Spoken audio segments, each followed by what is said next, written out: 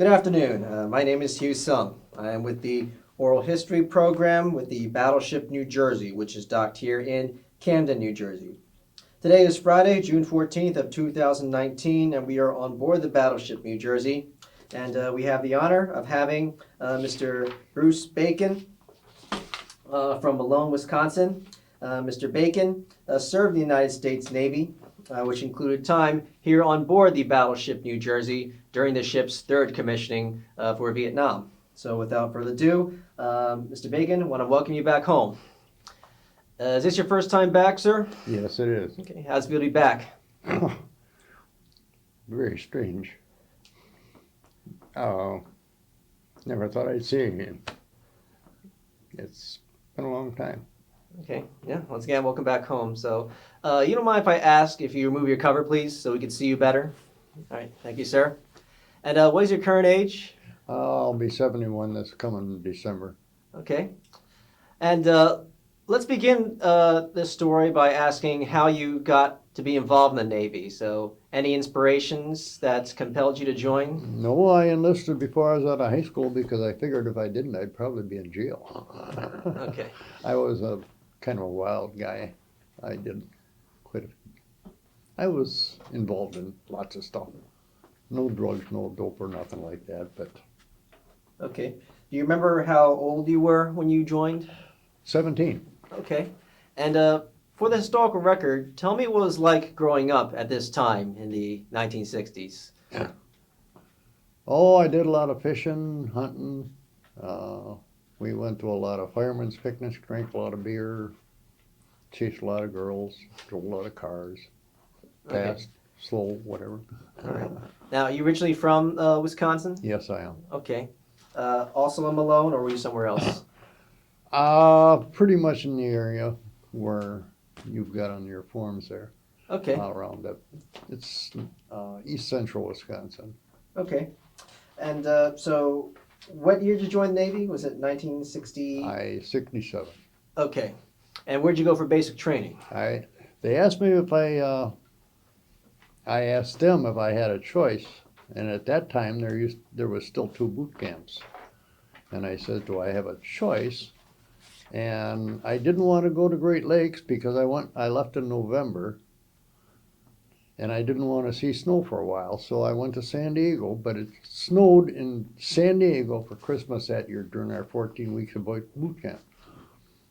So it was a little disappointing, but that's okay. Yeah. We survived it all. Oh, I understand. Yeah, snow in California. Mm-hmm. Yeah, people think it's impossible, but no, it is. No, we had snow for Christmas. Oh, yes.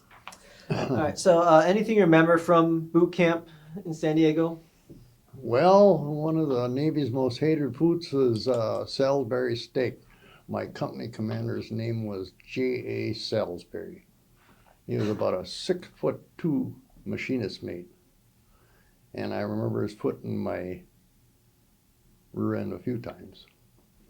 Oh, so he was like the Navy equivalent. He was, well, those were back in those days. Things were different than they are now. They've got all these rules and I don't know what you want to call it. Oh, yeah, things have changed. Oh, but there's definitely changed. yes.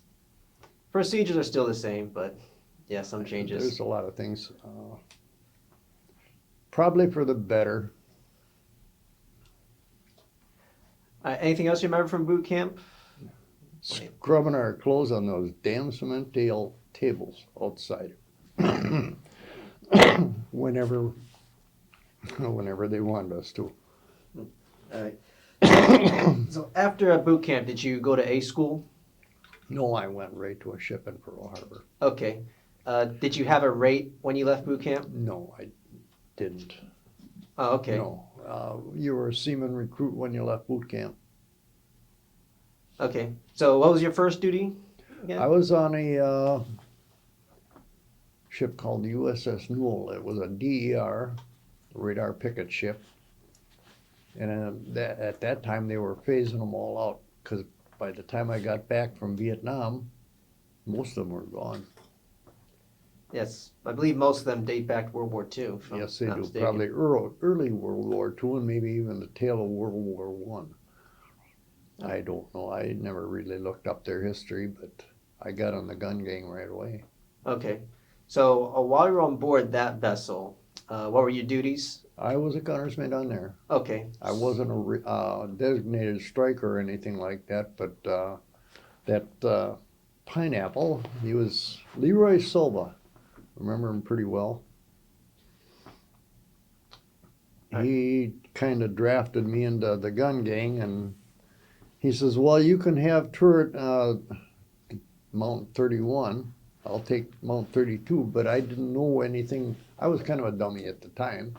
So I took Mount 31, and that thing had about 5 inches of deep rust on it, because when it'd go to sea, naturally, it gets most salt water rather than the rear one. All right. So you were trained as a gunner's mate on that vessel, right? A lot of it was self-taught. Okay. And Just a lot of reading. okay. And what were the armaments on the DER? 3-inch. 3-inch 3-inch guns? 50s. Okay. Any other weapons? No depth charges? No 50 calibers? Let's see.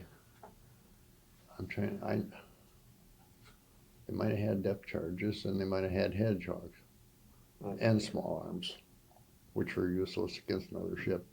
That's beside the point. Okay. You received more firearms training while you're on board that vessel, did you? Oh yeah. Okay. Rifle, handgun? Yeah. Okay. So you had to qualify with all of them? Mm-hmm. By the time I got out of the Navy, I had the expert pistol rivet. Oh, so did I. One of the things. It's one of those things, I figure anybody can get the expert rifle, but if you can get the expert handgun, you've achieved something. Oh, yeah. You had the 45 at the time, right? Yeah. Yeah. We were issued 9 millimeters when it came We in. also had 30 calibers. 30 caliber, it was a small machine gun, which we had to field strip and all that neat and wonderful stuff and clean them and Oh, yeah. Yeah, I actually like cleaning guns, but when it came to military equipment, I actually didn't like it. Yep. No, they had all these stupid steps you got to follow when you can throw a few out the window and actually do it the way it should be done.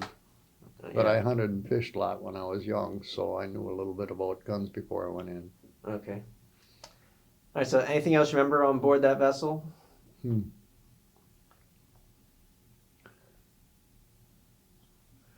We went out to sea a few times and bouncy little bugger. It was only if it was 500 feet long, it was big. But it was definitely bouncy little bugger. Yeah. It's usually the smaller the ship, the more. It's probably one of the smaller ones, other than yardbird stuff that went to sea out at that time. Right. Besides being old.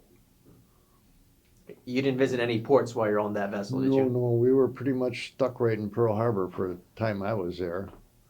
Okay.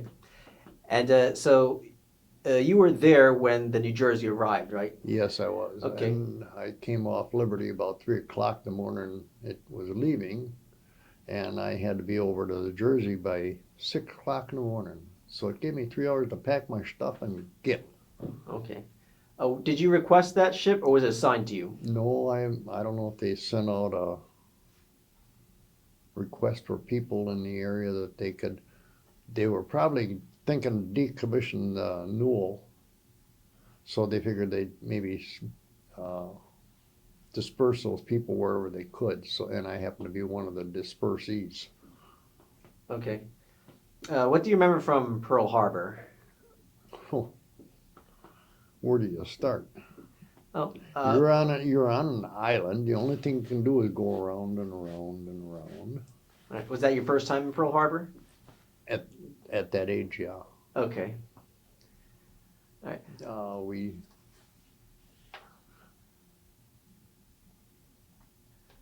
All right. So when you saw the battleship for the first time, what was your reaction? boy, that's a big one. That's a big sucker. It was very impressive. It was very impressive, and it took them country mile or whatever you want to call it to turn the damn thing around.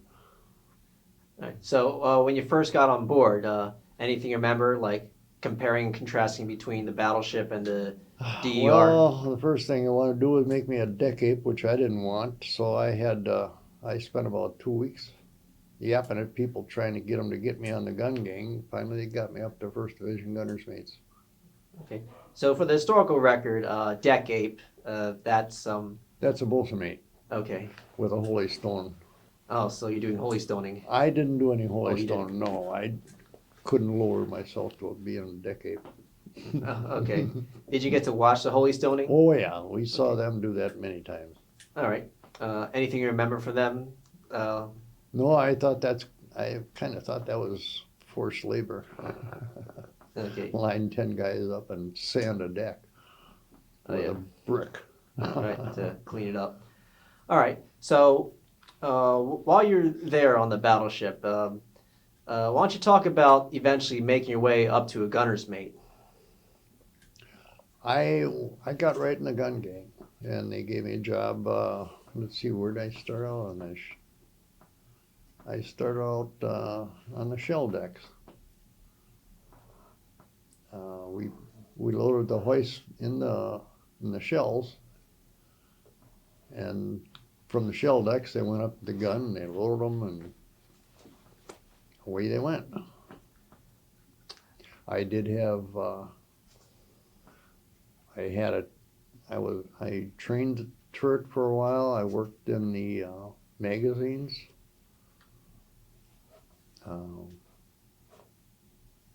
Magazines. Then I went up. I worked in one of the gun rooms. I worked one of the powder things. Okay, powder bags. No, it was the tray that drops the. The powder bags to the Yeah, breech. they made up and the powder bags roll off and they ram them home. The whole thing. Okay, and this was all in turret number 1, right? Yes. Okay. But you said you were a deck ape for a while before you became. Well, the two First Division Gunners Mates and First Division Bosun Mates were right. They bunked together, and it took me about 2 weeks to get out of the Bosun Mate. Okay, and then your rate was changed by then, right? Yeah. Okay. Yeah, they made me a designated striker finally, and then I took every test and worked my way up Seaman 3rd class. Okay. And this was all in turret number 1, right? Mm-hmm. Okay. Now, did you go to sea trials, or was that all done beforehand? We did a few on training exercise off Pearl for a while. We did a lot of training on the way to Vietnam, but it was pretty much a straight shot right to Longful from there. All right. From what I can remember. Okay. Now, Memory's getting a little rusty these days. It's okay. It's been 50 years or more. All right. Now, it is said that one sailor was lost, like he fell overboard. Is that something you recall? Not right offhand. Okay. No, that's not one of those things I really recall. All right. It may have even happened before you came on board, when the ship was on its Well, way if to it was Hawaii. before Pearl Harbor, I wouldn't have seen it, no. Oh, okay. I wish I'd have gone through the canal with it to Okay. watch them try and get it through the canal. Oh, so you weren't there for that, right? No, that was before Pearl. Okay. Now, did you become a shellback on this ship? Yes, I did. Oh, okay. I crawled through the garbage chute, the whole works. And if I remember right, like I told you before, I think we went across on the 15th of December, which is my birthday. So I crawled 889 feet on my hands and knees to get my rear end beat, and I never thought I'd see a birthday present like that. Did your fellow crew members knew it was your birthday? I wasn't sharing, no. Okay. I didn't let on. All right. There were not many people that knew that. All right. But at least you made it over there and became a shellback, so Yes, I did. you had the gift afterwards. The only trouble is I've never gotten to return the favor to anybody else. Oh, okay. I only went across the one time, but it was worth it. All right. Anything else you remember from that event?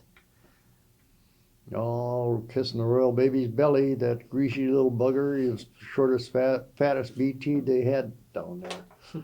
And they must have put, 20 pounds of grease on his belly that you had to kiss. and the garbage chute on your belly through all the garbage that was, I don't know for how long they let it in that chute, but then you finally got the shower, get out of all that stuff. It was kind of hard to get the grease off your face. Oh, yes. Right. Also, did you have any encounters with Captain Snyder while you're on board? Not personally, no. Okay. No, he was a damn good captain. He took care of us, and he always had a blurb in the Family Grand for the crew, and he didn't keep himself above the enlisted people. As far as I'm concerned, he was a dandy. Take him any day. Or Okay. maybe he'd take us, whatever. All right. Okay. All right. Let's shift the conversation and talk about everyday life as a sailor. Anything you want to talk about, like access to periodicals while you're on board, entertainment, recreation? There wasn't a lot to do out at sea, except get up, eat, go down the magazines, shell decks, whatever. Paint. Oh, I hate to think how many gallons of paint I used over the years, while I was in the Navy. Had to make sure those shell decks were clean so those shells slid across into the hoist. Otherwise, one of those hit a rough spot that's over on its side, and who's going to pick one of them up? You know, they're 1,900 pounds. Oh, exactly. And when one of the other turrets were on duty and had, they used to have, you'd have your 8 hours where if somebody called for gunfire support, you'd be on deck. And it was always neat to sit and watch the other turrets fire because you could get out on deck and watch them, take pictures, whatever, if you wanted to. I never took a lot of pictures while I was there, only when the guns were firing. We hit a couple of patches where the 5-inch fired all night, and it sounded like they were right in my bunk because I had a top bunk up under there, and all night long. I think they filled up the gun tub with empties, 5-inch. Yeah, I think I know what you're talking about. That was during the Tet Offensive, if I'm not mistaken. It might have been an engagement in February of '69 when this ship responded to a distress call about a Marine outpost being surrounded. Mm. And I That believe could be. I don't know what the average enlisted man isn't privy to all the information your leaders have. Okay. So they just tell you to work and you do it. But it was all night though. Oh yeah, it was. I Yeah. remember that very well. It was like 0100 to 0500. But you weren't on duty, right? No, turret one was not on duty. None of the turrets were on duty that night. Well, whoever was on call, but they wanted 5-inch fire for some reason. Okay. All right. While we're at it, why don't we talk about this ship arriving in the gun line? That was another joke of our politicians. Oh, the gun line? Yeah. Oh, if you want to share. We poked our nose up in North Vietnam, and they said all of a sudden our politicians back home said it's not nice to bomb North Vietnam, so we had to go back south to DMC. I thought that was the stupidest damn thing we did. Oh, okay. So that was when you just arrived? Pardon? Was that when you just arrived? Yeah, that was early on. Okay. Do you remember the first fire mission that you received? Oh, not the first. They pretty much all blended together. Okay. Do your work and do what you got to do. Yes. And there was a report where the ship sank an island. Is that something you recall? No, but I remember we had a spotter out, and I don't know how it was determined, had a campfire at night, and they called for turret one to fire on it. And they says, well, there was a campfire. No campfire now, just a hole. So we knew we were dead nuts on. Oh, okay. It's one of those things, you remember 21 miles accurate and 32 miles uh, maximum. Okay. So how was it like working in turret number one? Anything you want to That talk was the about? best bunch of guys I ever worked with. They were a lot of them were Italians. We had a few Texans, and we had a couple guys they were ridge runners from Tennessee down that way. Everybody just got along great. It was good crew. And would it be a commissioned officer in command of one whole turret, or would it be an NCO? Well, they had it divided up so that we had one guy that was in charge of all three turrets, and then there was one officer in charge of each turret, and then come down to the chiefs, and we had a chief that was in charge of all three of them. Then we each had two chiefs for our turret, which is the same all the way back. Okay. I remember Chief Baker. I don't remember what his first name was. I carried his sea bag off when we decommissioned the ship up in Tacoma. He says, I got an honor for you. You can carry my sea bag off. I thought, good for you. I'll carry it off, but I'll be happy to see you go. He was one of those guys just didn't want to. He was in charge. He made sure we knew that. Okay. You said you handled both the shells and the powder. I helped. Yeah, when we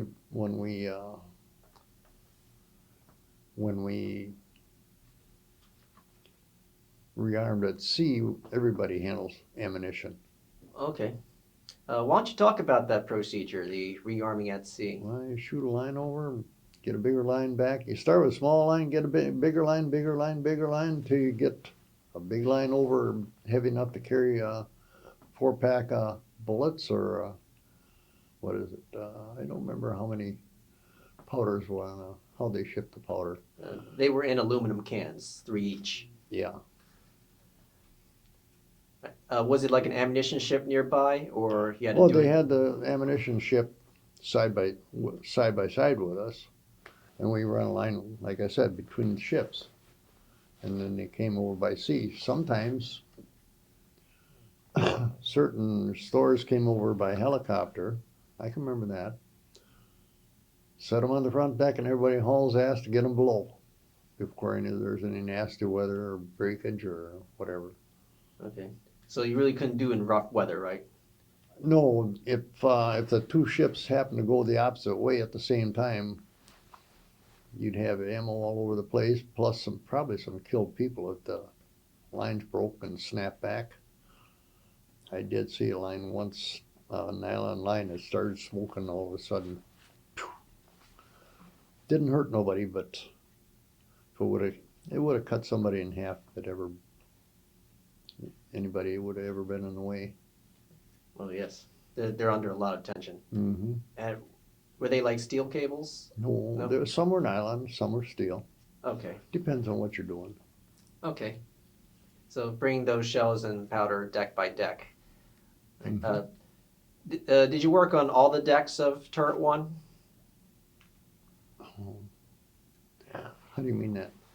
Did you work in like the upper turret? I worked in the gun room up there, yeah. Okay. And then I was, like I said, I was in I don't remember what they call it now.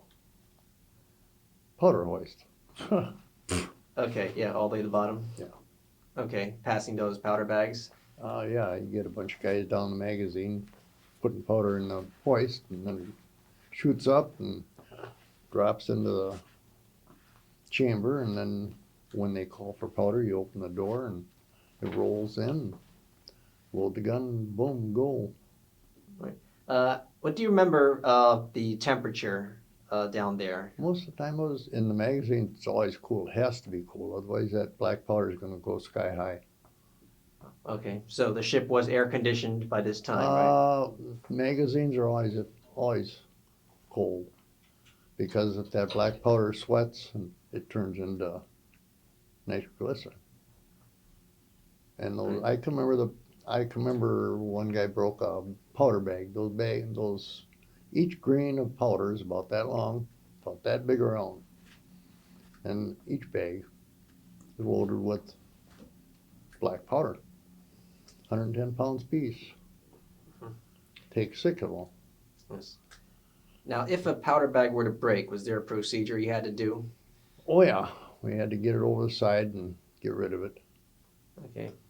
And clean up whatever Oh mess yeah, up. you don't leave nothing lay. That's just a hazard in the magazine. You just don't leave it lay. Okay.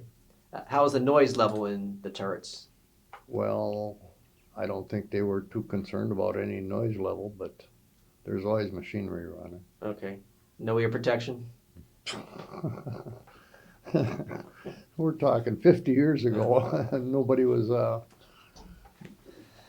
concerned about that at that time. Okay. All right. Why don't you talk about the effects you felt when the guns fired? Like, how was it like inside the turrets or anywhere else in the ship? Well, as you know, all 9 guns can move that ship 11 feet sideways in the water. You knew that, didn't you? I hear people talk about that. It'll move you. It's one big ass boom. It's the only way I can describe it.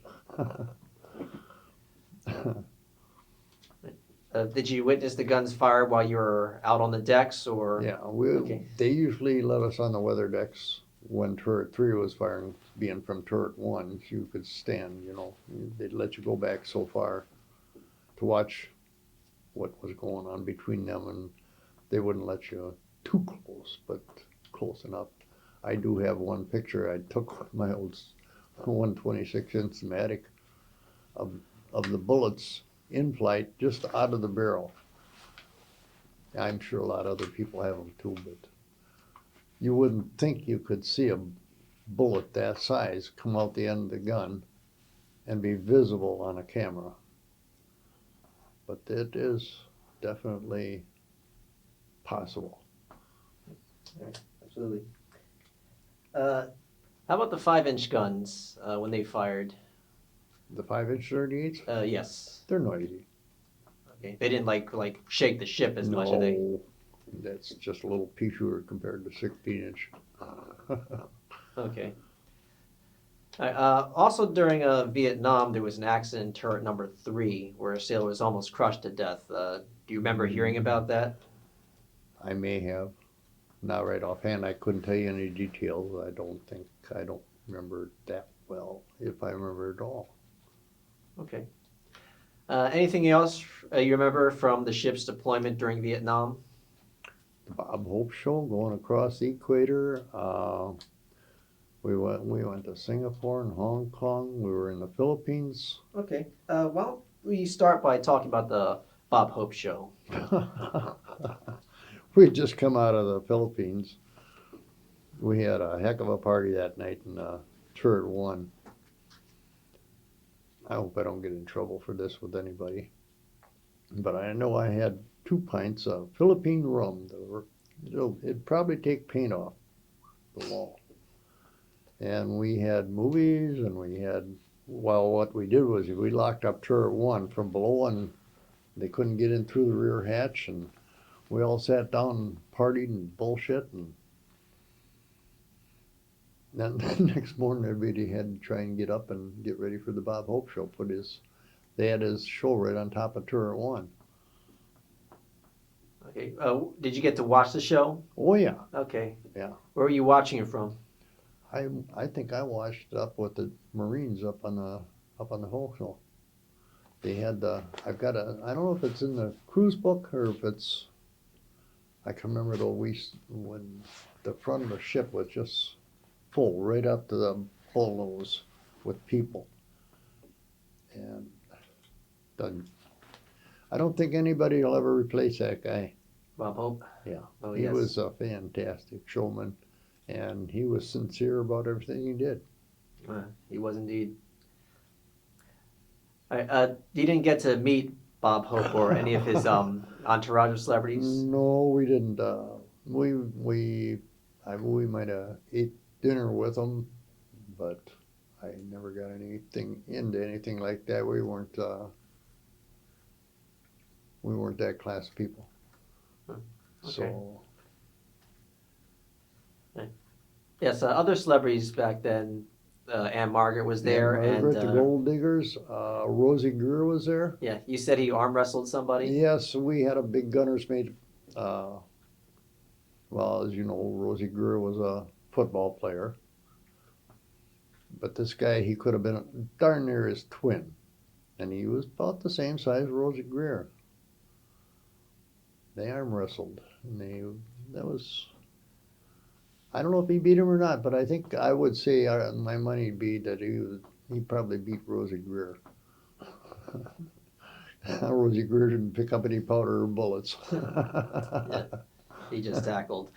The only thing we didn't get to do was hang Jane Fonda. All right. That wasn't nice, was it?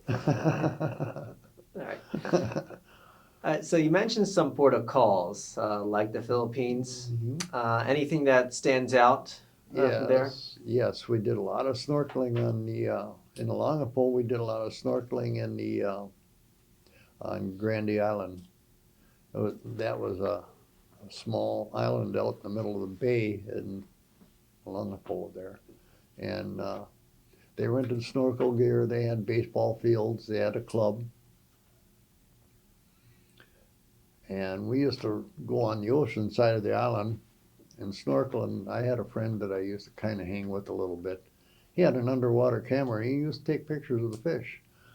There'd be these clouds, just like the movies. And then you go after all day in the salt water. Then you go back to the club. And my favorite was water glasses of grasshoppers. It was the best drink I could find. But for, big water glass, it was only 25 cents. They put grasshoppers in them. Yeah, no, they didn't put grasshoppers in them. It was a drink. Oh, okay. It's You the name know, of the drink. after you take your wife out and give her a big dinner, you give her a grasshopper. Oh, Those green drinks you got. oh, okay. The only reason I asked is because grasshoppers are a delicacy in some places. No, yeah, you could go and get monkey meat downtown.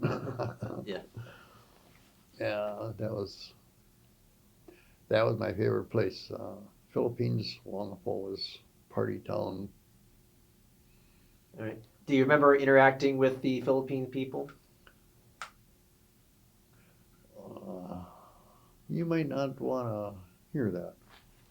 It's okay. No, Like how they take you as American service members? Like welcoming? no, I think they figured the money train was in town again because they knew sailors spent like sailors.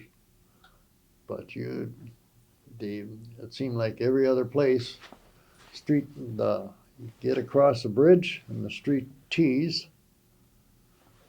and I think every other place was a bar. I never got dragged back by the shore patrol. Okay. Any other ports of call you remember? Singapore All right. and Hong Kong. Singapore was a little different. It's the Bonton Gardens, I believe. There's a wall it's all cement figurines, effigies, or whatever you want to call it, of their gods and this and that. And it's all painted, whatever their colors are. They painted them. And there was quite a wall. I got a picture of myself standing beside one. It's almost a skeleton. It might have been Hindu, Dudu, or Mohammed or something. But it's got a cape over one shoulder. And about the two of us are about the same size. But the vegetation, the flowers and everything were wonderful. Boy, I've got a grandmother that loved to grow stuff, so I appreciated flowers and stuff that grows. And every place I went, the flowers in the Pacific, anywhere you go in the Pacific, they are wonderful. The colors are so vivid. They're just Your turn. Okay. All right. So, any other ports that stand out before we resume? Singapore and Hong Kong, and we went to Yokosuka, Japan. Okay. I wasn't real thrilled with Japan because we had to go in blues and there it was colder than shit. When we went into Hong Kong, we anchored out and we had to take boats ashore. Do you remember interacting with military personnel from other countries? Yes, in Pearl Harbor, we met up with some Canadians and they had beer in their ship. And after the club closed one night, we went over and had beers with them on the ship. We thought that was kind of neat. Okay. All right. So, anything else from the ports you remember before we talk about this ship returning home? Well, it was kind of delayed because for some reason or other we got just out of Long Beach, our home port, and they turned our butt around and sent us to somewhere near Korea. Oh, And yes. I don't remember what for. That was an incident where the North Koreans shot down one of our unarmed reconnaissance planes. Okay, I couldn't remember what it was for. I know we turned around and we hauled the ass back. We were over there in a short time. But you remember that moment, that incident when the ship was turned around, the reaction of the crew? Not very happy. Oh. Yeah, it's one of those things, you've been gone for how long, and then all of a sudden you're thinking you're going to be home next day or two, and guess not for whenever, and they couldn't tell us for how long we were going to be gone for or when we'd be back. So, what do you say? Yeah. And this ship was part of a battle group at the time. Do you remember the other ships you were sailing with? Oh, we ran with so many ships. A lot of the old cruisers. The Canberra, I think, was one of them. And any amount of ammo, oil, and replenishment ships. Any aircraft carriers you remember? Not right offhand. Okay. We saw a lot of them here, there, and wherever. There was a lot of them some were home ported in Pearl, and some were underway when we were there. All right. So after the turnaround from your course to the United States, and then coming back from Korea, was there anything else that happened before you got back to the States? Not right offhand that I can think of. Okay. Just our normal everyday kick putt, get your work done. Okay. Did you stop by Hawaii first or San Francisco? Well, yeah, you always stop in the normal route at that time was Philippines, Hawaii, and then wherever you're going. Okay. Was the first stop San Francisco or Bremerton, Washington? No, when we got back from that thing, we got the news that we were getting decommissioned. They sent we were in Long Beach at the time. We were moored not butt to butt with Queen Elizabeth. And I don't know who was longer, us or them. Oh, that's the ship Queen Elizabeth. Right. Okay. It was a cruise ship, civilian type. Okay. And then from there we went up to Coma and decommissioned that. Started decommission the ship. Okay. How was the reaction of the crew when word that the ship was being decommissioned came in? Well, a lot of people left right away, and then they had their decommissioning crew. I ended up being on the decommissioning crew. I saw it in the dry dock and everything else when they did the bottom and whatever they all do down there when they're in that dry dock pit. We had our work to do on the guns to start decommissioning everything. Okay. So you were involved preparing the ship for mothballs, right? Yes, I was. Okay. A lot of cosmoline you had to apply? Yeah, you had to clean everything up, seal everything up. You had, I know your Yardbirds do a lot of it because they've probably done it a million times for ships over the years. It's one of those things, Uncle Sam says, well, we can't spend that on it now anymore. All right. Anything else you remember from the decommissioning before you left New Jersey? Nothing other than carrying Chief Baker's sea bag off. Okay. All right. So after you left New Jersey, where'd you go next? Oh, then I caught another ship back over very shortly after that. I know I had a little leave. I don't remember where I was. Oh, times weren't pleasant then. Right. Civilians didn't care too much for us. Did you serve in any other ships? Pardon? Serve in any other ships besides The Dale and McCormick? uh, the Dale McCormick? Is that one ship? No, that's two different ships. Oh, okay. One's a DLG and the other one's a DDG, and I don't remember which was which. Oh, Right okay. at this particular point. All right. At this time. But did you go on any of them after New Jersey? Did I go on any of them after the Jersey? Yes. Yeah, I was attached to both of them. Oh, okay. What do you remember from those vessels? Well, the one I made the trip to Vietnam, we picked up flyers that were dumped in the ocean when they couldn't make a landing on the carriers. Okay. We picked up a few flyers. And then the last ship I was on, we went through the Panama Canal and up to Rhode Island and decommissioned that. So I think three of the four ships I was on were decommissioned in that amount of time that I was in. And you were still a gunner's mate on those ships? Oh yeah. Okay. Yeah, I stayed at gunner's mate. And they had 5-inch guns, 3-inch guns? Yeah, they had 5-inch 54. They were mostly, the last two were missile ships, Okay. but they had guns on them. Right. So how's it like working those guns compare with the 60-inch guns? I take the 16-inch any day. They're just so simple and easy to work. All you got to do is be young and dumb and follow orders. Right, indeed, sir. And when did you get out of the Navy, sir? I believe it was a 95. I was out, after I got off active duty, then I was out for about 5 years. Coming home to Vietnam, you weren't very popular with anybody for anything, so when I came home, I got a job, and I was out for 5 years, and at the time I was married, and I happened to meet up with a recruiter. He come around by me, and he said, "Why don't you come back and try it?" I said, "I don't know about this." I said, he kind of bullshit me a little bit, because I said, "I'll try it for 6 months. And if I don't like it, I'm getting the hell out." Well, somehow or other, I must have signed the papers, and I was enlisted for 3 years, so I stayed in the reserves ended up being about 22 years. Okay. So, I retired to chief gunner's mate. Oh, okay. If I could have stayed one more year, I'd have made 88. But they were having cutbacks and money problems and everything else, and because I passed the test twice for it, I just didn't happen to hit the cycle that they were making rate. Okay.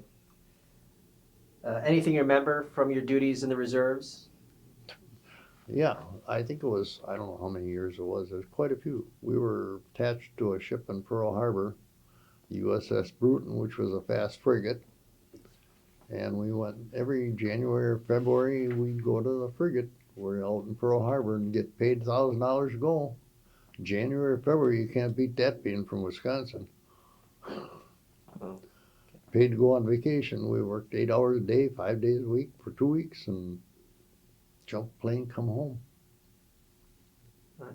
Now, also during this conflict, America's involved in Vietnam. It was a very controversial conflict. Do you remember any of the sentiment of the people that you encountered, whether in the Navy or after? I never run across any negative anything anywhere other than at home. I met up with guys that I graduated with that had gone to Canada. They went here, they went there, they went to college. They got deferments.